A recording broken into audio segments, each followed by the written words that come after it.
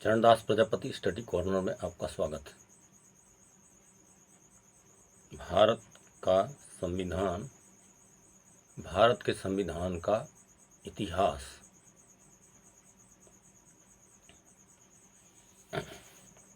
इस क्रम में हमने अब तक जो चर्चा की वह ईस्ट इंडिया कंपनी के भारत आगमन से स्टार्ट करके ईस्ट इंडिया कंपनी तथा सन 1600 का अधिकार पत्र, इस पर जानकारी हुई। सन 1773 का रेगुलेटिंग एक्ट, बढ़ते क्रम में सन 1781 का अमेंडिंग संशोधन अधिनियम, सन 1784 का ब्रिटिश इंडिया एक्ट, सन 1788 का अधिनियम तथा 1788 का व्याख्यात्मक अधिनियम, सन 1793 का चार्टर एक्ट, सन 1813 का चार्टर एक्ट, सन 1833 का चार्टर एक्ट, सन 1853 का चार्टर एक्ट, भारत सरकार अधिनियम 1858, ईस्ट इंडिया कंपनी के शासनकाल की समाप्ति, भारतीय परिषद अधिनियम 1861, 1885 भारतीय राष्ट्रीय कांग्रेस की स्थापना, भारतीय परिषद अधिनियम 1892, मार्ले मिंटो सुधार 1906, 1908, भारतीय परिषद अधिनियम 1909, 20 अगस्त 1917 की मॉन्टेग्यू की घोषणा, उत्तरदायी सरकार की घोषणा, मॉन्टफोर्ड रिपोर्ट, भारत सरकार अधिनियम 1919, लॉर्ड साउथबरो समिति,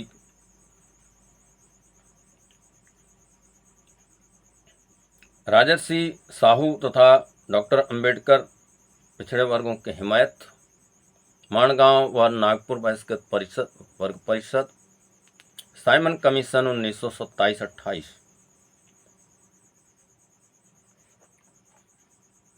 इन बिंदुओं पर हम पिछली श्रृंखला में चर्चा कर चुके हैं।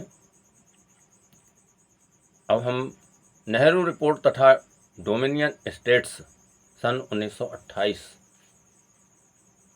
साइमन कमीशन के विरोध से कुंठित ब्रिटिश सरकार के भारतीय सचिव ने भारतीयों को सर्वमान्य संविधान बनाने की चुनौती दी।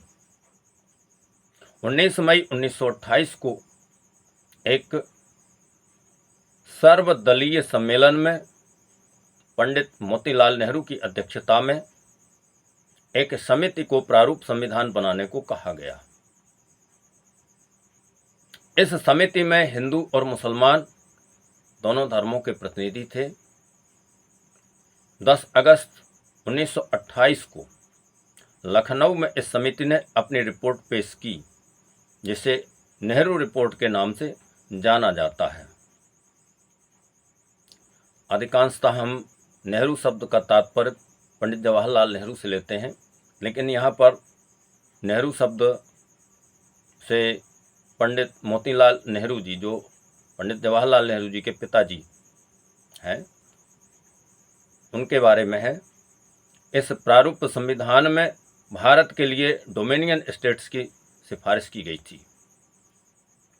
नेहरू रिपोर्ट में सांप्रदायिक निर्वाचन प्रणाली की जगह संयुक्त निर्वाचन प्रणाली की सिफारिश की गई थी। मोहम्मद अली जिन्ना द्वारा केंद्रीय विधानमंडल में मुसलमानों को 1/3 अर्थात 1/3 प्रतिनिधित्व की मांग पर अड़े रहने से नेहरू योजना खटाई में पड़ गई। कांग्रेस ने अहिंसात्मक सविनय असहयोग का रास्ता अपनाया। जिन्ना ने 1929 के मुस्लिम लीग के सम्मेलन में 14 सूत्री योजना प्रस्तुत की। इसमें सांप्रदायिक निर्वाचन पद्धति के साथ मुसलमानों के लिए 1/3 अर्थात 1/3 सीटों के आरक्षण की मांग थी। मुस्लिम लीग का रोल 30 दिसंबर 1906 को ढाका में अखिल भारतीय मुस्लिम लीग की स्थापना की गई। 1 अक्टूबर 1906 को सर आगा खान के नेतृत्व में मुसलमानों का एक शिष्टमंडल लॉर्ड मिंटो से मिला था। शिमला में हुई इस भेंट में मुसलमानों के लिए पृथक प्रतिनिधित्व की मांग रखी गई। यहाँ से मुसलमानों के पृथक प्रतिनिधित्व की शुरुआत होती है। 1913 ईस्वी में मुस्लिम लीग ने एक प्रस्ताव पारित करते हुए ब्रिटिश साम्राज्य के अधीन स्वशासन की मांग की थी। 1916 में मुस्लिम लीग तथा कांग्रेस में समझौता हुआ। इसे लखनऊ समझौता कहा जाता है। इस समझौते के अनुसार कांग्रेस ने मुसलमानों के पृथक प्रतिनिधित्व की मांग को मान लिया। मुस्लिम लीग की मांगें कुछ ऐसी थी। मुस्लिम लीग ने मांग किया, 1. भारत का भावी संविधान यानी भविष्य में होने वाला संविधान संघीय हो, फेडरल संविधान हो, अर्थात भारतीय प्रांतों को अधिक से अधिक स्वायत्तता मिले, आज़ादी मिले। 2. मुसलमानों को केंद्रीय विधानमंडल में प्रांतीय विधानमंडलों में भारत प्रतिनिधित्व 1/3 मिले, 1/3 प्रतिनिधित्व मिलना चाहिए। 3. जब तक वयस्क निर्वाचन पद्धति से चुनाव नहीं होते तब तक यह व्यवस्था कायम रहे। 4. मुसलमान प्रतिनिधियों के लिए पृथक निर्वाचन क्षेत्र हो। 5. सरकार कानून के द्वारा भारत में उत्तरदायी सरकार की स्थापना करें। गोलमेज सम्मेलन। साइमन कमीशन में भारतीयों को प्रतिनिधित्व नहीं दिया जाना यह भारतीयों का अपमान है। यह कांग्रेस की भूमिका थी, अर्थात कांग्रेस यह दावा कर रही थी। ब्रिटिश सरकार ने संवैधानिक सुधारों पर विचार करने के लिए लंदन में गोलमेज सम्मेलन बुलाने का निर्णय किया। भारत के लिए नया संविधान बनाने के पहले भारतीय नेताओं से वार्तालाप का यह प्रयास था।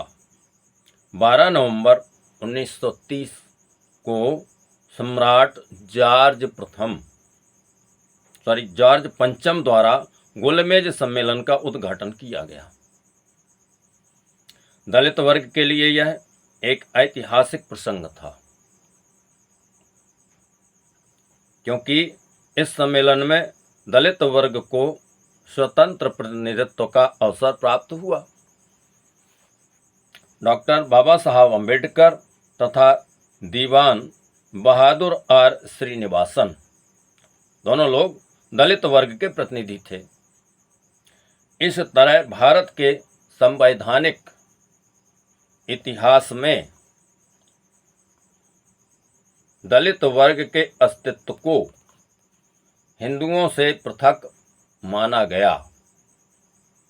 यह माना गया कि दलित वर्ग का अस्तित्व हिंदुओं से अलग है तथा नया संविधान तैयार करने के पूर्व दलितों के प्रतिनिधियों से चर्चा और विचार विमर्श करना जरूरी समझा गया। इसलिए दलित प्रतिनिधि के रूप में बाबा साहेब अम्बेडकर और दीवान बहादुर आर श्रीनिवास को आमंत्रित किया गया। गोलमेज सम्मेलन के आरंभ में ही 20 नवंबर 1930 को बाबा साहब ने अंग्रेजों से कहा, आपकी सरकार नौकरशाहों की सरकार है, इसे बदलना होगा। हमें जनता द्वारा चुनी गई जनता के लिए काम करने वाली सरकार चाहिए। It is this that the bureaucratic form of government in India should be replaced by a government which will be a government of the people, by the people and for the people। गोलमेज सम्मेलन में British सरकार को doctor बाबा साहब अम्बेडकर के द्वारा स्वशासी भारत के संविधान में दलित वर्गों के राजनीतिक अधिकारों के संरक्षण की योजना सौंपी गई। कम्युनल अवार्ड 17 अगस्त 1932। यह कम्युनल अवार्ड क्या है?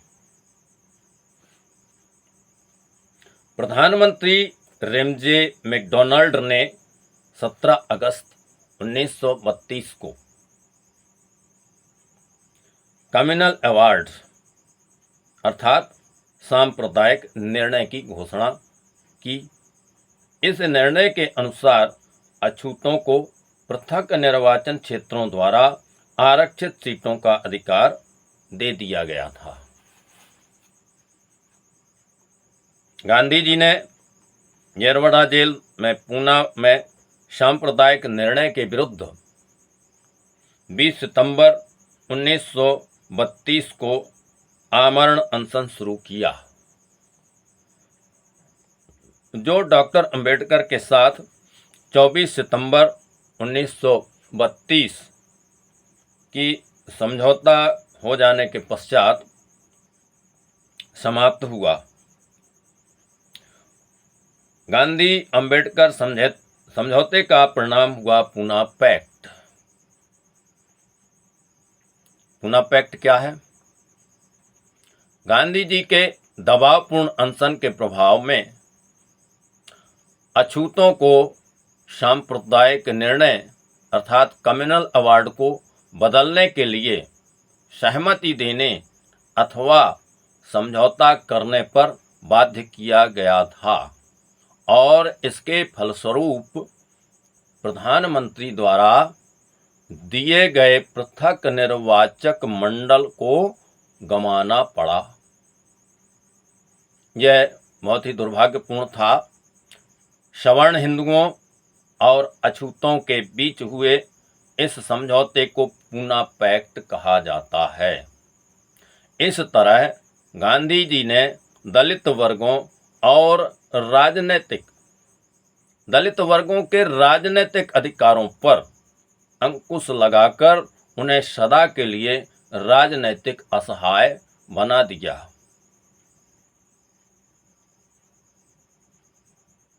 आज की चर्चा यहीं पर समाप्त होती है। यदि वीडियो अच्छा लगा हो तो इसे लाइक करें, चैनल को सब्सक्राइब करें और अधिक से अधिक शेयर करें।